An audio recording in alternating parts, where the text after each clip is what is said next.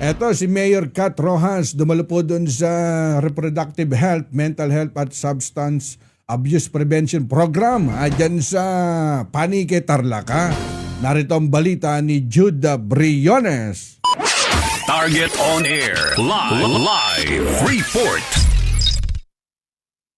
Aktibong nakiisa si Mayor Kat Rojas ng Panique, Tarlac sa isinagawang programa ukol sa reproductive health, mental health at substance abuse prevention na dinaluhan ng mga piling mag-aaral mula grade 7 hanggang grade 12 ng iba't ibang secondary schools sa bayan ng Panique na ginanap sa naturang bayan kamakailan.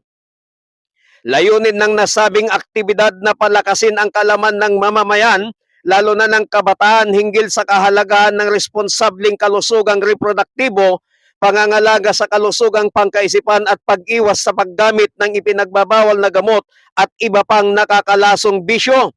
Sa kanyang talumpati, binigyang diin ni Mayor Kat Rojas ang mahalagang papel ng lokal na pamahalaan sa pagbibigay ng tamang impormasyon at suporta sa mga programang pangkalusugan.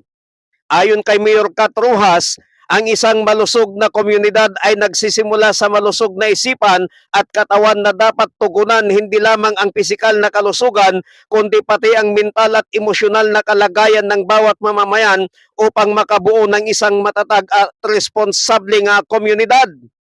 Nagkaroon ng mga talakayan mula sa mga health professionals at guidance counselors na nagbigay linaw sa mga isyo tulad ng teenage pregnancy, depression, stress at masamang epekto ng paggamit ng illegal na droga.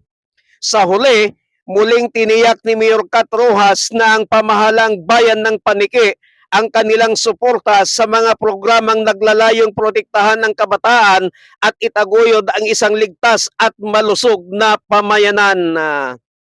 Mula dito sa bayan ng Panique, Tarlac, Jude Briones nagulat para sa Target on Air sa DZME 1530 ang Radyo TV. Target on Air. Live report. Napakahaba ng pangalan ni Jude Briones.